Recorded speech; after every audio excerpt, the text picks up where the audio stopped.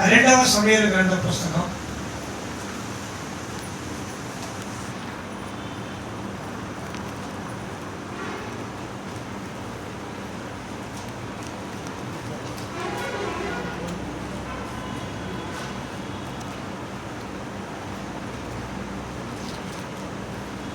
17వ అధ్యాయం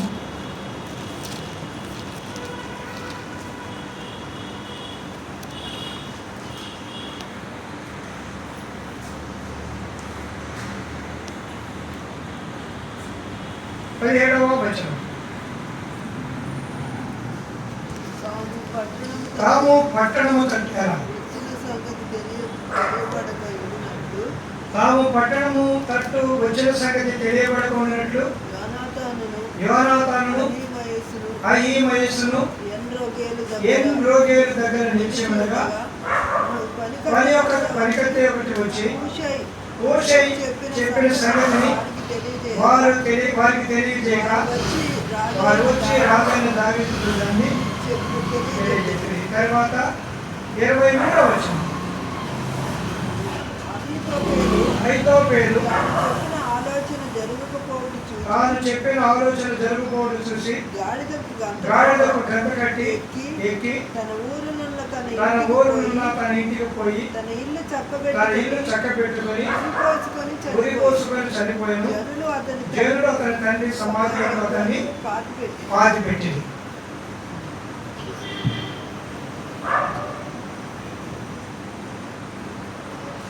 రెండవ సమూయేలు గ్రంథం 20వ అధ్యాయము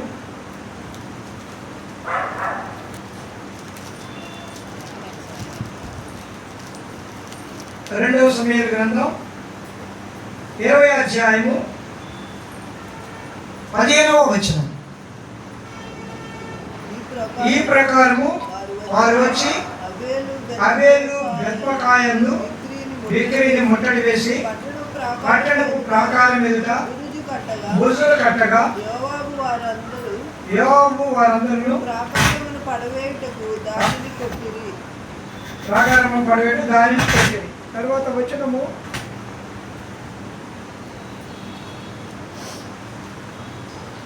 22వ వచనం. తాను యోవాబుతో పలికిన యుక్తిగల మాటలను జనులందరికీ తెలియజేయక వారు బిక్రీ కుమారుడు షెబా యొక్క తలను ఛేదించి యోవాబు దగ్గర దానిని పడవేసిరి. కాగా అతడు బాకా ఊదించిన తరువాత జనులందరూ ఆ పట్టణమును విడిచి ఎవరి గుడారములకు వారు పోయి యోవాబు యెరూషలేమునకు రాజు వద్దకు తిరిగి రెండు స్థలాలు చూస్తుంటున్నాం. రెండవ సమూయేలు గ్రంథం 17వ అధ్యాయంలో 17వ వచనంలో ఉన్నటువంటి స్థలం ఏంటంటే అది ఎన్రోగేలు అనే స్థలం. ఎన్రోగేలు అనే స్థలం. రెండవ సమూయేలు గ్రంథం 20వ అధ్యాయంలో ఉన్న స్థలం పేరు ఆబేలు. ఆబేలు మరి ఏమన్నది 15వ వచనంలో ఆబేలు బేత్కయాక. ఆబేలు బేత్కయాక. ఈ రెండు స్థలాల్లో ఇద్దరు వ్యక్తులు చనిపోతారు. 17వ అధ్యాయంలో అహీతోపెలు చనిపోతాడు. 20వ అధ్యాయంలో బిక్రీ కుమారుడైనటువంటి షెబా చనిపోతాడు. మొదటి వచనంలో కనపడతాడు. 20వ అధ్యాయము 1వ వచనంలో బెన్యామీనుడకు బిక్రీ కుమారుడైన షెబా అని ఇతని గురించి రాయబడి అది మాట్లాడుతుంది. షెబాయును పనికి మాలిన వాడు ఒకడు అచ్చట ఉండేను అని రాయబడింది కదా. తర్వాత మరి అహీతోపెలు దావీదుకు మంత్రి.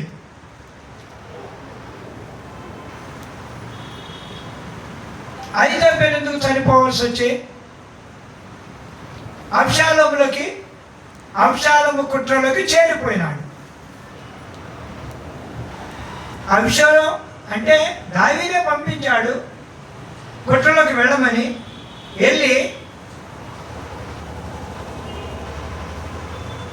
దావీదుకు సపోర్ట్గా ఉండాలని కోరుకొని హూషైను అహీతోపెలును ఇద్దరిని పంపించాడు. 16వ అధ్యాయం చివరిలో ఉంటే, ఆ దినంలో అహీతోపెలు చెప్పిన ఏ ఆలోచనను ఒకడు దేవుని యొక్క విచారణ చేసి పొందిన ఆలోచనట్లుగా ఉండెను. దావీదును అబ్షాలోమును దానినట్లే ఎంచుచుండిరి. అహీతోపెలు ఏదైనా ఆలోచన చెప్పాడు అంటే అది దేవుని దగ్గర విచారణ చేసి చెప్పే ఆలోచన తప్ప మామూలు ఆలోచన చెప్పడు. అయితే 16వ అధ్యాయంలో 16వ అధ్యాయంలో వీళ్ళిద్దరిని పంపించాడు. దావీదే పంపించాడు హూషైని, అహీతోపెలుని. అబ్షాలోము ఏం చేస్తున్నాడు చూడమని కొంతమంది పంపించాడు. బెనయాని పంపించాడు. వీళ్ళందరూ కూడా అక్కడ నుండి బెనయా కుమారులు అబ్యాతారు వీళ్ళందరూ కూడా దావీదుకు ముఖ్యమైన అనుచరులు. వీళ్ళు కొంతమందిని మీరు అబ్షాలోము దగ్గరే ఉండండి, కానీ సమాచారం నాకు తీసుకురండి. మరి ఇప్పుడు సమాచారం తీసుకురావాల్సిన వ్యక్తి చనిపోవడానికి కారణం ఏంది? అహీతోపెలు 17వ అధ్యాయంలో ఒక ఆలోచన చెప్పాడు. చూడండి ఏం ఆలోచన చెప్పాడు. 17వ అధ్యాయం మొదటి 2 వచనం. దావీదు అలసట నుండి బలహీనముగా ఉన్నాడు కనుక నేను అతని మీద పడి అతని బెదిరించిన అతని యుద్ధంలో జనులందరూ పారిపోదురు, రాజును మాత్రము హతము చేసి జనులందరినీ నీ తట్టు త్రిప్పేదను. నీవు వెలుగు మనిషిని నేను పట్టుకునగా జనులందరూ వచ్చి నీతో సమాధానపడుదురు గనుక నీ చిత్తమైతే నేను 12,000 మందిని ఏర్పరచుకొని ఈ రాత్రి దావీదును తరిమి పట్టుకుందనని అహీతోపెలు అబ్షాలోముతో చెప్పగా, ఈ బోధ అబ్షాలోముకును ఇశ్రాయేలు వారందరి పెద్దలందరికీ యుక్తముగా కరెక్ట్గా చెప్పేశాడు. వాస్తవంగా అలసిపోయి ఉన్నాడు. పరుగు చేసుకుంటూ, ఎందుకంటే కొండల మీద తిరుగుతూ అలసటతో ఎంతో దూరం వచ్చేసాడు. అలసిపోయిన అతన్ని అహీతోపెలు కరెక్ట్గా ఆలోచన చెప్పాడు. ఏమని చెప్పాడంటే, దావీదు అలసిపోయి ఉన్నాడు, నాకు 12,000 మంది సైన్యాన్ని ఇవ్వు, నేను అతన్ని చంపి నేను పట్టుకొని నీ చేతిలో పెడతాను, దావీదు పక్షంలో ఉన్న వాళ్ళందరూ కూడా నీకు సొంతము అవుతారు. ఈ బోధ అందరికీ యుక్తంగా ఉంది, కరెక్ట్గా చెప్పాడు కదా. అయితే అక్కడితో ఆగకుండా అబ్షాలోము మరొక ఆలోచన చేశాడు. చూడండి 5వ వచనంలో, అంతటా అర్కీయుడైన హూషై ఏమి చెప్పునో మనం వినున్నట్లు హూషై అబ్షాలోము వద్దకు వచ్చెను. అబ్షాలోము సరే, ఇదంతా కూడా హూషైని పిలిచాడు. హూషై అహీతోపెలు ఇలాంటి ఆలోచన చెప్పాడు. ఇప్పుడు మనం ఏం చేద్దాం? ఈ ఆలోచన మంచిదేనంటే హూషై ఏమనంటే, ఈసారి 7వ వచనంలో హూషై అబ్షాలోముతో ఈసారి అహీతోపెలు చెప్పిన ఆలోచన మంచిది కాదు. ఏం మంచిది కాదంటే, ఆయన అంటాడు, నీ తండ్రియు అతని పక్షంలో ఉన్న వాళ్ళందరూ మహాబలాఢ్యులని, అడవిలో పిల్లలు పోగొట్టుకున్న వారే ఉన్నారని నీకు తెలియదు. యుద్ధంలో ప్రవీణుడు. చాలా ఇక్కడంతా కూడా తాను చెప్పాడు. అహీతోపెలు ఆలోచన 12,000 మందికి సాగు, కానీ నాకైతే ఎంత కావాలంట? 11వ వచనంలో, దాని నుండి బెర్షెబాకు లెక్కకు సముద్రం ఇసుక లేని విస్తారమైన ఇశ్రాయేలు నలుదిశలండి. చాలు, కాబట్టి నువ్వే యుద్ధానికి వెళ్ళాలి. సైన్యం మాత్రము దాని నుండి బెర్షెబా వరకు విస్తారమైనటువంటి జనం. ఈ మాట చెప్పాడు. నువ్వే యుద్ధానికి వెళ్ళాలి, సైన్యం ఉండాలి, 12,000 సైన్యము. ఈ మాట అబ్షాలోముకి సరైనదిగా కనపడింది. ఈ ఆలోచన తీసుకోండి. అయితే వాస్తవం ఏంటంటే అహీతోపెలు చెప్పిన ఆలోచన కరెక్ట్, హూషై చెప్పిన ఆలోచన తప్పు. ఈ ఆలోచనకు తీసుకున్న కారణం చేత అహీతోపెలు ఉరిపోసుకొని చచ్చిపోయాడు. నా ఆలోచన నెరవేర్చబడలేదని. అబ్షాలోము చెట్లకు తగులుకొని రాజు చచ్చాడు. ఆ రాజుకి ఆలోచన ఇచ్చాడు, సరైన ఆలోచన ఇచ్చాడు, చచ్చిపోయాడు. చెడ్డ ఆలోచన ఇచ్చాడు, బాగానే ఉన్నాడు మనిషి. సరే, ఎందుకంటే ఈ స్థలం ఏంటంటే ఎన్రోగేల్ అనే స్థలం. ఇది 1వ రాజుల గ్రంథం 1వ అధ్యాయంలో. అంటే ఈ స్థలంలో దావీదుకు మాత్రమే మహిమ రావాలి, దావీదుకు మాత్రమే ఖ్యాతి రావాలనేది దేవుని యొక్క ఉద్దేశం.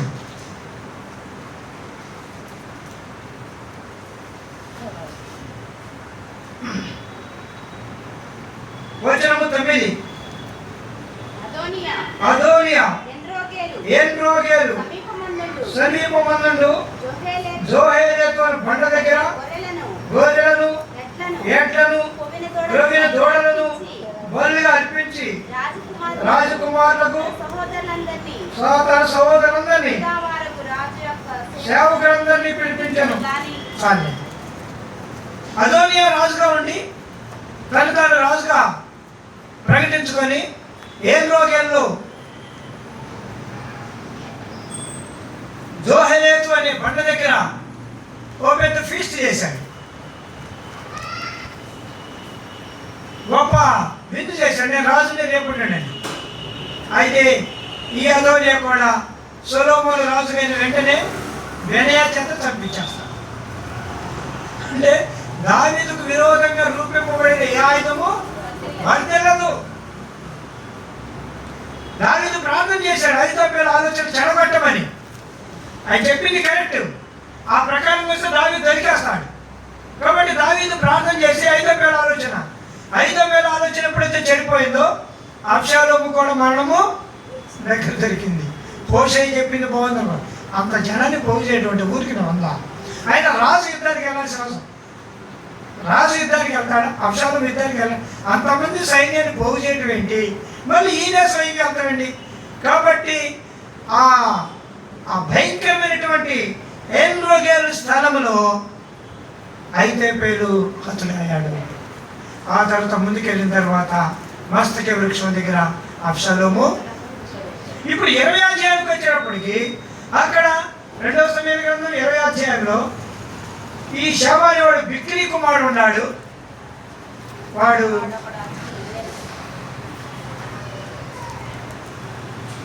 అతడు ఆవేరు దగ్గర ఉన్న బెత్మకాయ దగ్గర అన్నమాట. చదవండి మొదటి వచ్చిన.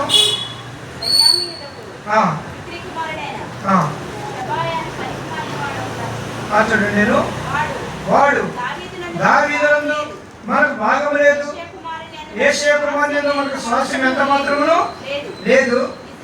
ఇశ్రాయేలు వాళ్ళారా, మీరందరూ మీ గుడారములకు కొండేరి బాకా ఊది ప్రకటన చేయగా. అట్లాగే ప్రకటన చేశాడు. వాళ్ళందరూ వెళ్ళిపోయారు. దావీదు మాత్రం తన విధవరాండ్లతోటి, ఆ ఉపపత్నులతోటి ఆ విధవరాండ్లను పోషించినట్లుగా వారిని ఏమాత్రము చేద తీర్చలేక ఆహారం పెట్టి పోషించిన ఆ పరిస్థితి ఈ బిక్రీ కుమారుడైనటువంటి షబయ ద్వారా. ఇప్పుడు దావీదు శవాన్ని పట్టుకోవడానికి వెళ్ళమని అభిషేక్ని పంపించాడు. అభిషేక్ వెళ్ళాడు. తర్వాత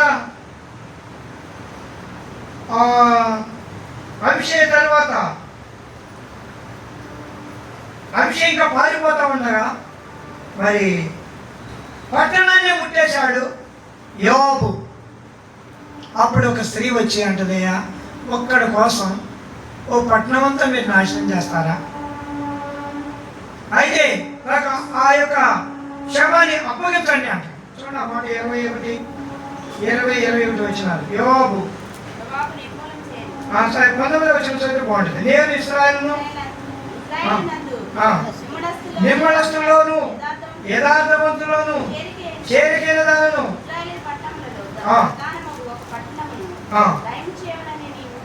ఇశ్రాయేలు పట్టణములో ప్రధాన ఒక పట్టణమును లయం చేయమని ఉద్దేశించుతున్నావు. యెహోవా శ్వాసము నీవెందుకు నిర్మూలన చేయదు అని చెప్పగా యోబు నిర్మూలన చేయను, లయపరచను, అలాగనే చేయను. సంగతి అది కానే కాదు.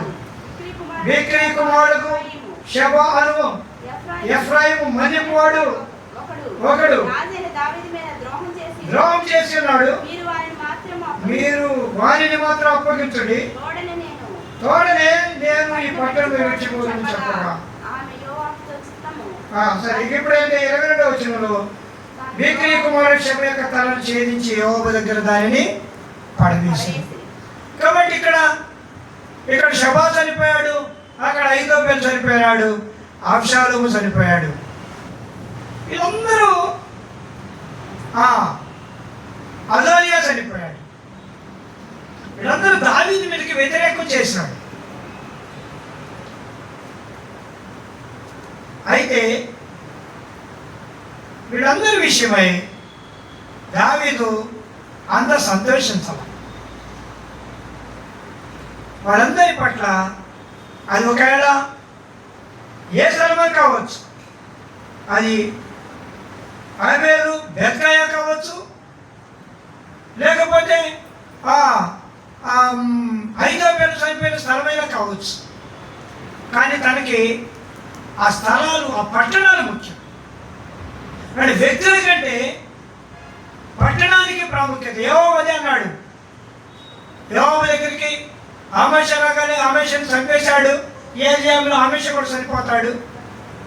కానీ గురి ఏంటంటే ఆ యొక్క శవ చనిపోవాలి, పనికి మాను కూడా చనిపోవాలా. దావీదుకు వ్యతిరేకమైన వారు చనిపోవాలి. అది దావీదు యొక్క ఉద్దేశం. తర్వాత పట్టణం కాపాడబడాలి. ఇక్కడ మనం చూస్తే ఒకవేళ దావీదు ఎంతమంది చనిపోతూ ఉంటే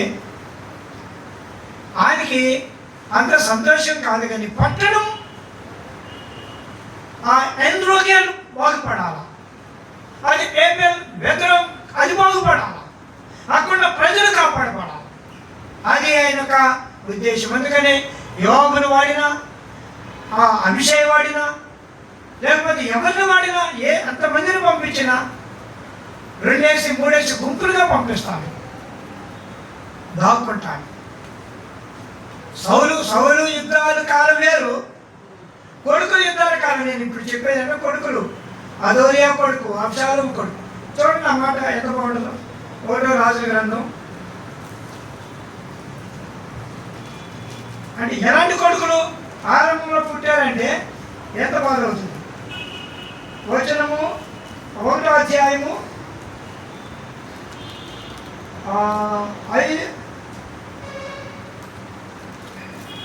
5వ వచనం. అగీతు కుమారుడైన గర్వించిన వాడే నేనే రాజులకు అనుకొని రథములను గుర్రములను గుర్రపు రౌతులను పరిగెత్తుటకు 50 మనుషులను. తర్వాత ఇప్పుడు 6వ వచనం కూడా ఎప్పుడు విచారించి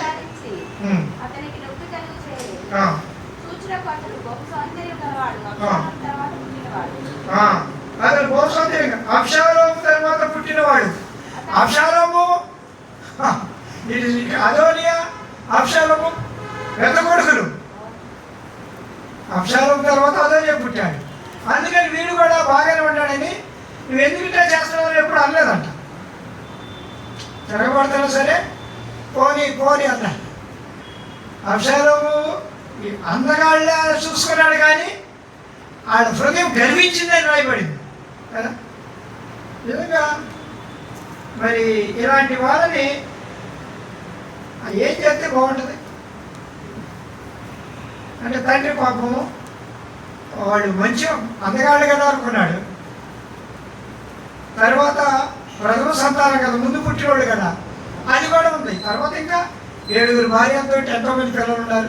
అందుకని అక్కడ సొలొమోను పిలవలేదని అయిపోయింది. చూడండి వచనం 10. నాతాను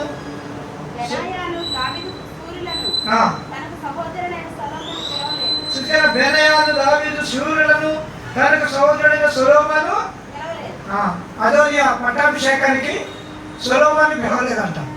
అంటే అబ్షాలోమును కూడా పిలిచాడు. అందువల్ల అంటే వీళ్ళందరూ దుర్మార్గులందరూ ఒక గుంపు. సొలొమోను పాపం ఎవరికి బెర్షెబాకు పుట్టాడు కదా, అందుకని బెర్షెబాకు పుట్టిన కుమారుడు అని ఆయన పిలవలేదంట. అయితే బెర్షెబా వెళ్ళి దావీదుని అడుగుతుందయ్యా, నా కుమారుడు నేను సొలొమోనుకు రాజు ఇస్తానన్నావు కదా, అబ్షాలోము అదోనియా అక్కడ రాజపట్టాభిషేకం. కాబట్టి అక్కడ నుండి చూశాడు అబ్షాలోము.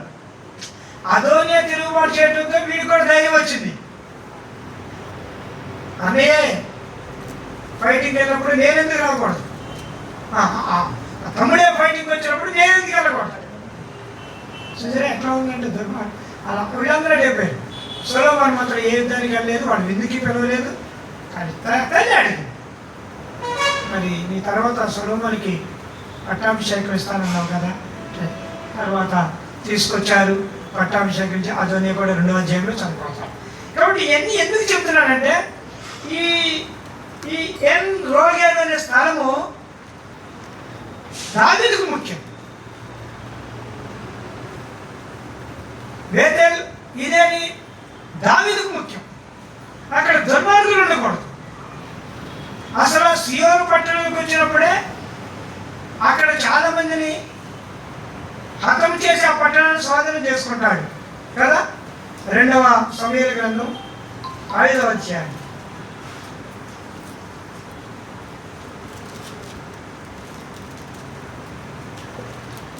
అక్కడ ఎవరు 8వ వచనం,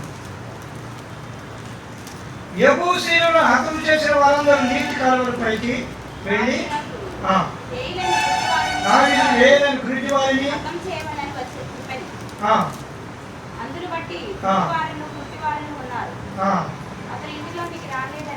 అతడు ఇంటిలోకి రాలేడని సామెత కూడా.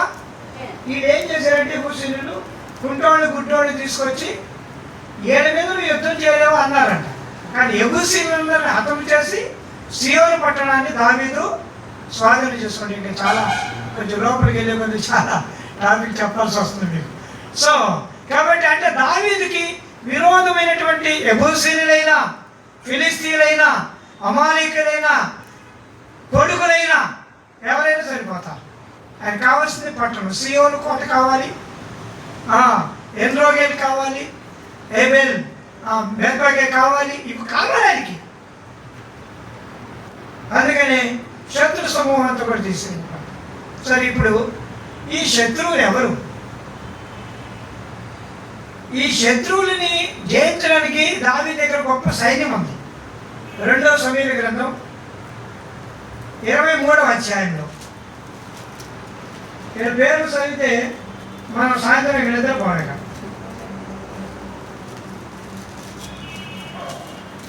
8వ వచనం, దావీదు అనుసరణలో బలాఢ్యులు ఎవరనగా యోషే, బెర్షెబెతను పుట్టినకు తల్మోనీయుడు. అక్కడ నుండి స్టార్ట్ అయ్యి ఇక లాస్ట్ వరకు ఉంటుంది అనమాట. గిత్తీయుడైన ఊరియా, వారందరూ 37 బలాఢ్యులు ఉన్నారు. అంటే వీళ్ళు హెడ్ ఆఫ్ ది డిపార్ట్మెంట్. 37 కాదు, ఒక్కొక్కరి కింద కొన్ని వేల మంది ఉంటారు. వీళ్ళందరూ హెడ్స్ అన్నమాట. కాబట్టి వీళ్ళందరూ ఇంతమందితో అంత శత్రు సమూహాన్ని జయించుకుంటూ వచ్చాడు దావీదు. సరే ఇప్పుడు మా మాట ఏంటంటే ఆత్మీయంగా ప్రభుని ఆరాధించడానికి మనలో ఉన్న బిక్రీ తత్వాన్ని, శబాతత్వాన్ని, ఐదోబేలు తత్వాన్ని, అబ్షాలోము తత్వాన్ని, అదోనియా తత్వాన్ని, ఆ యొక్క మోయాబీల తత్వాన్ని తత్వాన్ని, అమోనీయుల తత్వాన్ని, అమాలేకుల తత్వాన్ని అన్నిటినీ హతము చేసి దావీదు ఈ కీర్తన పాడుతూ వచ్చాడు. యెహోవా నా బలమా, యథార్థమైనది. అక్కడ ఫస్ట్ చరణం అంటే నా శత్రువులు నన్ను చుట్టినారు. ఫస్ట్ చరణం వేదనమాట. అంటే కారణం ఏంటంటే అందరూ శత్రువులే. ఎక్కడ చూసినా అంటే సౌలుకు ముందు, సౌలు వరకు ఒక భాగం, సౌలు రాజ్యం కోసం ఆయన బాధ ఆయనది. ఈ అదోనియా, అబ్షలోము వీళ్ళందరి బాధ వీళ్ళది.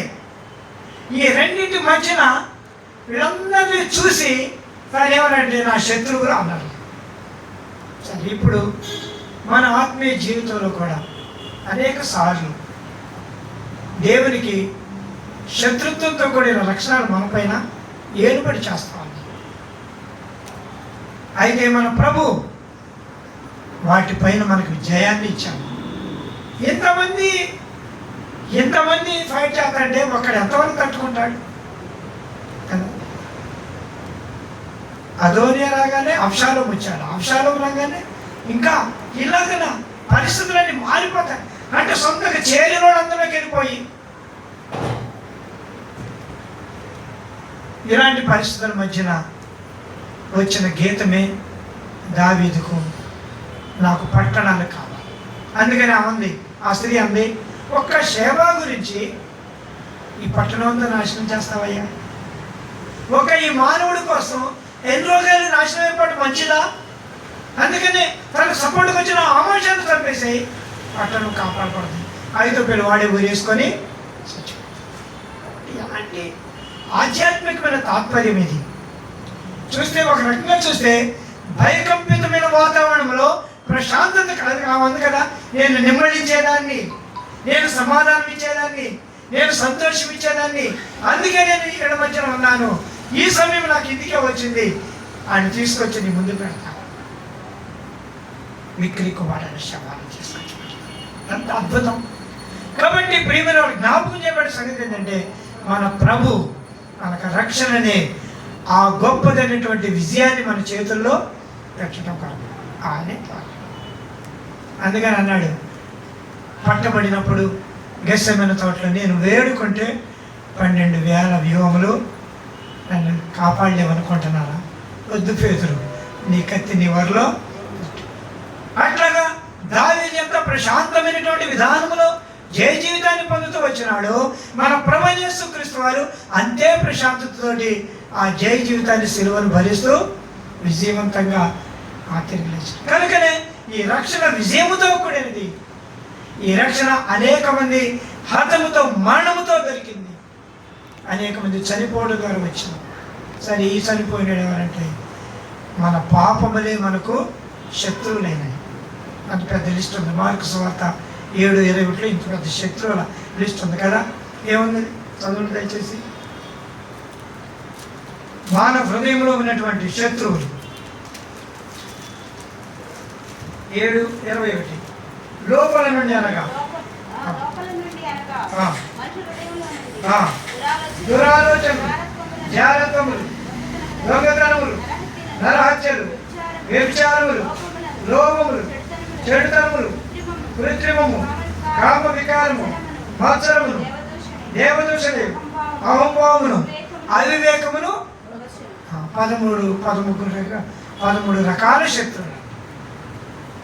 ఇప్పుడు శత్రువులు అందరూ ఒకే వేషం వేసుకొని వస్తారా? వీడొక టైప్, వాడిదొక టైప్ కదా. కుంటుకుంటే వస్తాను కదా. గుంటి వాళ్ళని తీసుకొచ్చాడు కదా ఎబుసీని. చూడంటే ఇట్లాంటి వాళ్ళు కూడా నువ్వేం చేయలేవు అన్నట్టుగా అది ఒక రకమైన వేషం.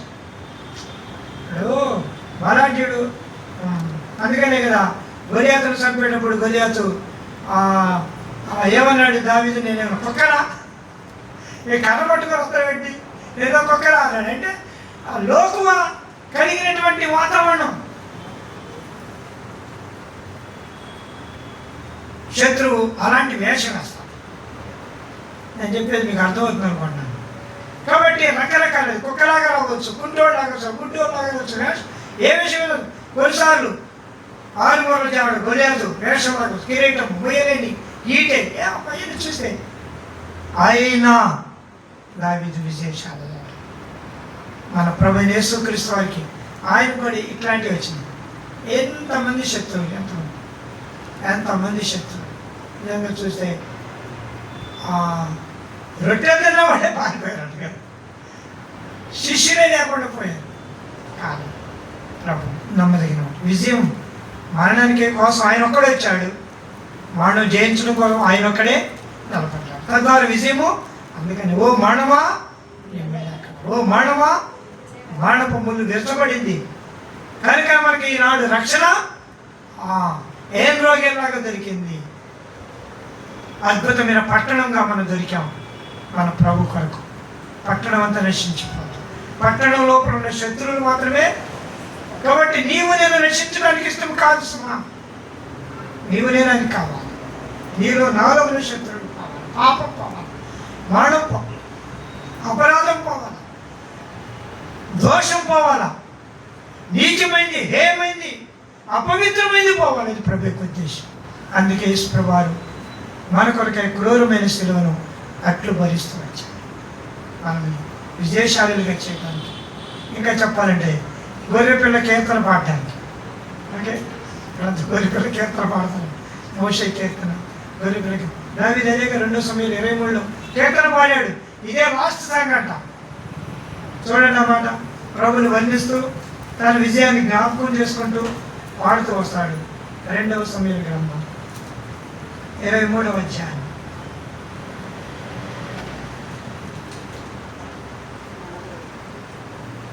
6వ వచనం. ఒకడు ముండను చేత పట్టుకున్నట్టు భయపడినట్టు దుర్మార్గులు విసర్జింపబడతారు. ముండను పట్టుకున్నవాడు ఇనుప పనిముట్టి అయినను బల్లెపు కోరలను వినియోగించరు కదా, మనుషులు వాటిలో దేన్ని విడవక అంత ఉన్న చోటనే కాల్చివేదు. ఇప్పుడు 5వ వచనం. నా సంతతి వారు దేవుని దృష్టికి అనుకూలనే కదా, ఆయన నాతో నిత్య నిబంధన చేస్తున్నాడు. చూడండి, అది నిత్య నిబంధన, అనుకూలమైన నిబంధన, సర్వ సంపూర్ణమైన నిబంధన, స్థిరమైన నిబంధన, దేవునికి అనుకూలమైన నిబంధన. అది నాకు అనుగ్రహింపబడిన రక్షణార్థమైనది, రక్షణార్థమైన నిత్యముగా ఆయన దానిని. ఇదన్నమాట నిబంధన కోసం ఇదంతా జరిగింది. నిశ్చయమైన స్థిరమైన నిబంధన, సర్వ సంపూర్ణమైన నిబంధన, పూర్ణానుకాలమైన నిబంధన, దేవుని దృష్టికి అనుకూలమైన నిబంధన, ఆ రక్షణార్థమైనటువంటి నిబంధన. అది ప్రభువైన యేసుక్రీస్తు వారిలో ఉంది. ఈ విజయాలను చూసి తాను నేను చేసేది అనుకోవట్లా, నాది అనుకోవట్లా, ఇది ఆయనది. ఆ కారణం చేత ఇది మీకు అనుగ్రహింపబడింది, అనుగ్రహింపబడిన రక్షణార్థమైంది. ఈ కీర్తనతో దావీదు కీర్తన చివరి కీర్తన అంటాడు అనమాట. ఆ చివరి మాటలు ఇవి అంటాం. కాబట్టి ఈ ఉదయకాలపు వేళ జ్ఞాపకం చేయబడే ఆధ్యాత్మికమైన సంగతులు ఏంటంటే, అదోనియా చనిపోయాడు, అబ్షాలోము చనిపోయాడు, అహీతోపెలు చనిపోయినాడు, ఆ తర్వాత బిక్రీ కుమారుడైన షెబా చనిపోయినాడు, ఆ మోయాబీయులు, అమ్మోనీయులు, ఫిలిస్తీయులు అందరూ శత్రువులు అందరి పైన దావీదు ఒక్కడే విజయాన్ని పొందాడు. ఆ ఒక్కడే మన ప్రభువైన యేసుక్రీస్తు వారయ్యండి మన పాపములు అపరాధములన్నిటి మీద జయించి నీకు నాకు రక్షణార్థమైన నిబంధన. కనుకనే ఈ నిబంధన దీనికి ఎంత ఉందన్నమాట. అందుకే మనం ఆరాధికులమయ్యాం. దేని బట్టి ఆరాధిస్తున్నాం? స్థిరమైన నిబంధన, పూర్ణానుకాలమైన నిబంధన, రక్షణార్థమైన నిబంధన. ఈ నిబంధన బట్టి మనం ఆరాధిస్తున్నది. ఆ క్రొత్త నిబంధన మన ప్రభువైన యేసుక్రీస్తు. ఆయన కొరడా దెబ్బలు భరించాడు, ఆయన ముళ్ళ కిరీటాన్ని భరించాడు, ఆయన శిలువ మేకులు భరించాడు. ఆయన భరించి భరించి భరించి విజయాన్నే పొందాడు, కానీ అపజయాన్ని. దావీదు పారిపోయి పారిపోయి గోడలు దాక్కొని నిందలు అవమానాలు భరించి విజయాన్ని పొందాడు, కానీ అవమానాన్ని. అది అక్కడ నా సంతతి వారు, నా సంతతి వారు దేవునికి. కాబట్టి ఈనాడు దేవుని సంతతికి మనల్ని తీసుకొచ్చినాడు. కనుకనే ఇంత గొప్ప కార్యం చేసిన ప్రభుకు ఏన్రోగేల్లో మనం తీసుకొచ్చి, ఏబేల్ బెద్దాలు మనం తీసుకొచ్చి, సియోనులకు మనం తీసుకొచ్చి, యెరూషలేములకు మనం తీసుకొచ్చి సంఘంలోనికి తీసుకొచ్చి పరలోకం రాజ్యంలోకి తీసుకొచ్చిన ఆ ప్రియ ప్రభును పూర్ణ హృదయముతో నిబంధనతో కూడిన రక్షణార్థమైన దానితో మనం ప్రభుని ఆరాధిద్దాం. ప్రభు మనకు సహాయపడతాం. రండి వాక్య వెలుగులో క్లుప్తంగా దగ్గరగా ప్రభుని స్తుతించి ఆరాధిద్దాం.